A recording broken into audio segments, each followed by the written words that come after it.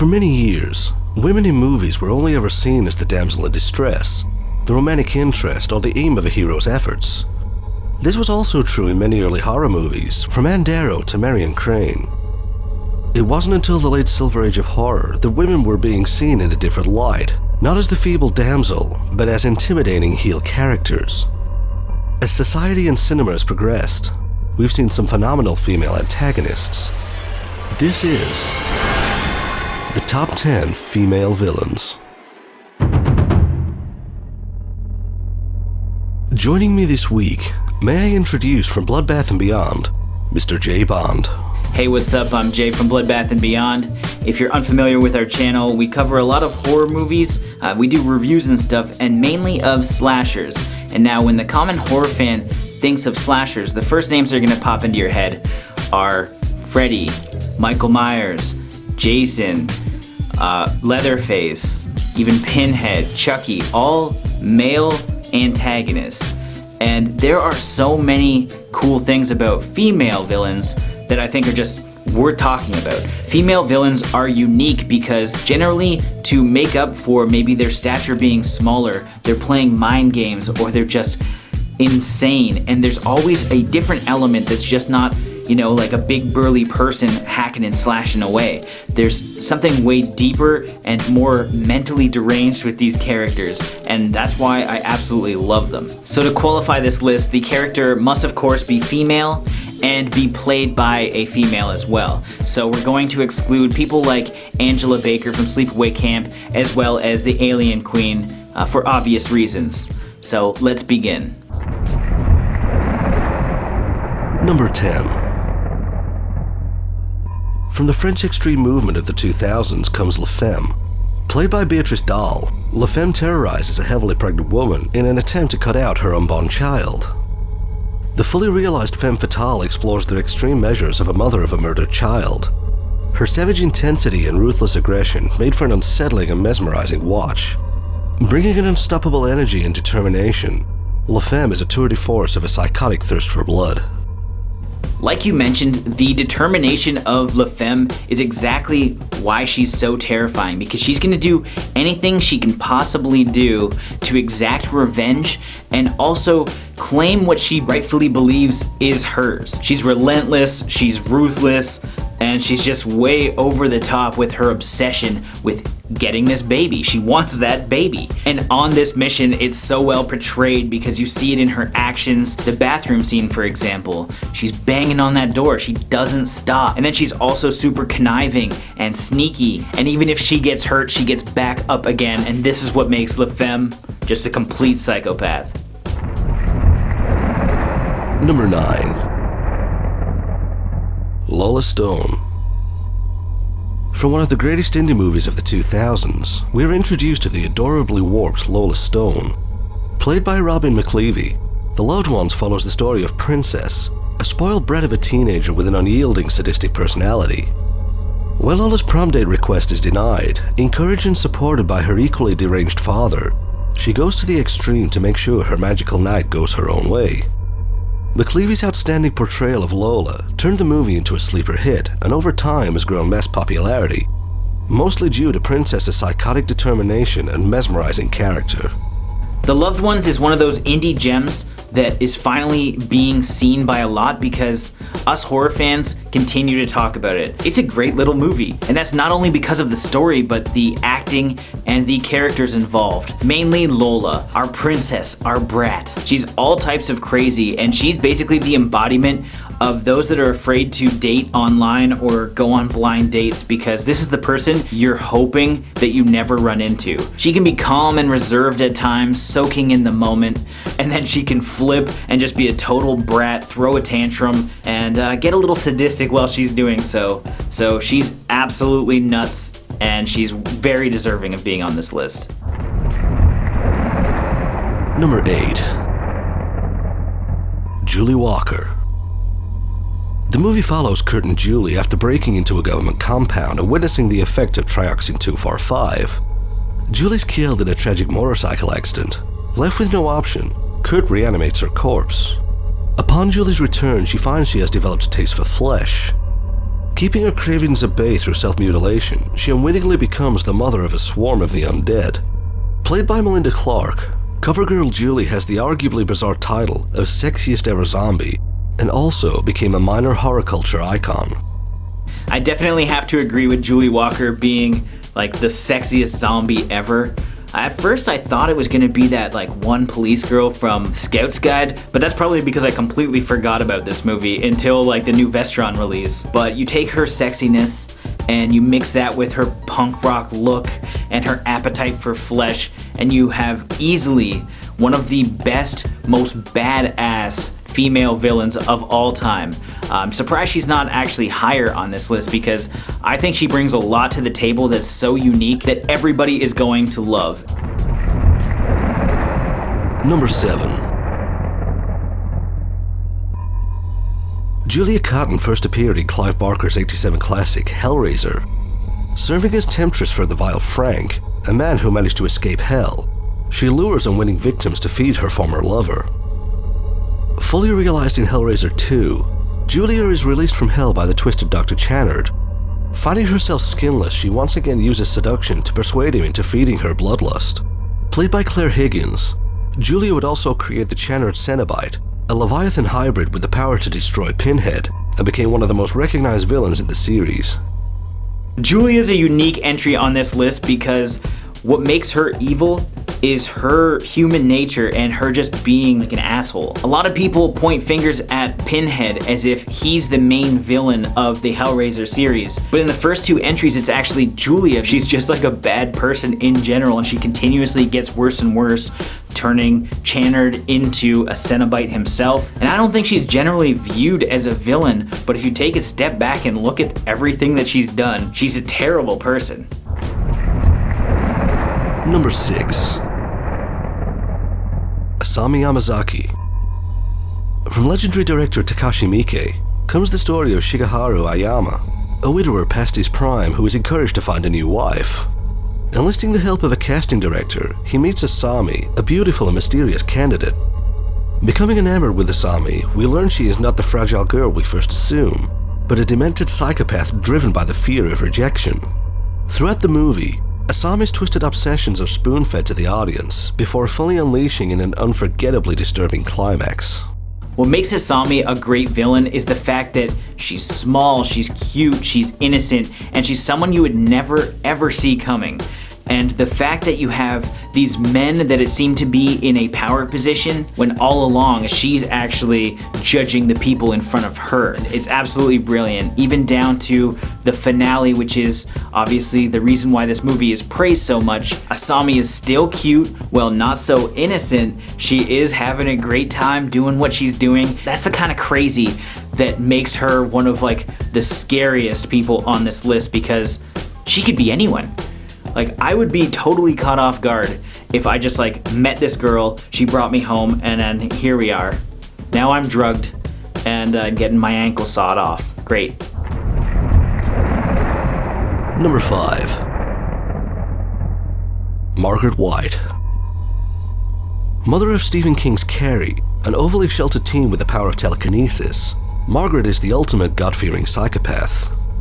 Using her misunderstood beliefs to raise her daughter, she abuses and psychologically manipulates her into a social outcast. In turn, it's a pariah status that makes her a victim of school bullying.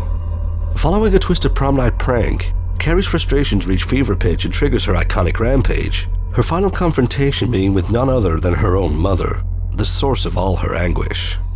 There's not a ton that I can say about Margaret White except that she is just a really evil person. She's completely draining the life out of Carrie. I'm surprised she didn't snap earlier, if I'm being honest. What's even more frightening about this character, this mother figure, is the fact that this happens all the time. There is abuse in households that will drive people to their tipping point. So Carrie is basically just a pot that's boiled over, and she's had it, and she happens to have superpowers, so that's what makes the movie interesting. But it's just terrifying. This woman makes me so agitated and frustrated to even talk about, and this is what makes her a true villain. She might even belong higher on this list, to be honest, because of how much distaste I have for her. Ugh, I can't. Let's move on. Number 4. Sadako and Kayako. This 2-for-1 entry is due to the characters' similarities. Hailing from Ringo and Joanne respectively, the two antagonists terrified the Western world during the ancient horror remake movement of the 2000s. Both originating from the Kwaidan genre, they are presented in a similar ghostly fashion. And although their intentions are different, the execution of both antagonists struck the same memorable scares. As interchangeable as the two are, they finally went head-to-head in 2016 with a crossover movie, Sadako vs. Kayako. Simply put, these two scare the hell out of me. I did first see them back in the day. I went to the Ring, and it is one of the first movies to ever traumatize me to an extent. Specifically, the twisted face in the closet. The Grudge scared the shit out of me as well. Demon faces and bodies contorting are just not my thing, and these are the movies that started that. There's also something unnerving about Sadako or Samara like coming through the TV, because if somebody can come out of that TV, then surely a demon can come out of my TV. That's terrifying. And that's the reason why I actually still haven't seen Sadako versus Kayako, if that's how you say their names. I always get it all screwed up. I've seen some clips, I've seen trailers, and those all freak me out. I mean, it kind of seems a little more upbeat, but no thank you. I will avoid those at all costs. Great choices for villains for sure. Number 3. The second entry from Stephen King sees Kathy Bates playing the psychotically imbalanced Annie Wilkes in this twisted story of an overly obsessed hyperfan. After author Paul Sheldon is injured in a car accident, he awakens to be nursed by Annie, who claims to be his #1 fan. Reading his upcoming novel, she learns that Misery Chastain, one of her favorite characters, is to die. Unable to accept the demise of the fictional heroine, she leads a tour de force of torture upon Sheldon as she forces him to rewrite the upcoming novel. Demented, lovable, and all-out terrifying, Annie Wilkes remains one of King's most memorable characters. Now, Annie here is definitely a YouTuber's worst nightmare. As a longtime Stephen King fan, I think Annie Wilkes is probably one of my favorite characters that he's ever created because of the way that she showcases this obsessive personality of hers. Kathy Bates had a perfect performance. There's just such a demented thought process here. This makes sense to Annie, and that's what's scary. It's translated into the real life, and it's affecting people around her, most notably Paul. We see different sides to Annie here, where she can go from caring and compassionate to just over the top, super powerful, and just ruthless. And the top tier acting just makes this basically a true visualization of madness. Number 2. Regan MacNeil. Regardless of gender, Regan is recognized as one of the most iconic horror villains of all time. Played by the then 12-year-old Linda Blair, following the discovery of an ancient artifact, Regan begins to show increasingly disturbing characteristics. It's discovered she is possessed by the demon Pazuzu. Enlisting the help of Fathers Karras and Merrin, the two priests take battle with the demon to fight for Regan's return. Unaccustomed to such intense horror in 1973, and coupled with the stunning cinematography and possible reality angle, the Exorcist Regan MacNeil is one of the all-time greats. Regan is definitely one of the most memorable horror icons of all time, and mainly because she was a kid, and kids are creepy, and especially if you're a kid possessed by a demon, you're gonna be even way creepier. And she has so many quote-worthy lines that are less like a kid, more like a demon, as well as her insane reality-twisting actions that make her just supernatural and unlike anything that had ever really been seen before. From Linda Blair's acting to the lines and the weird and odd situations, I think that this is the best portrayal of a demon possession in any film to date.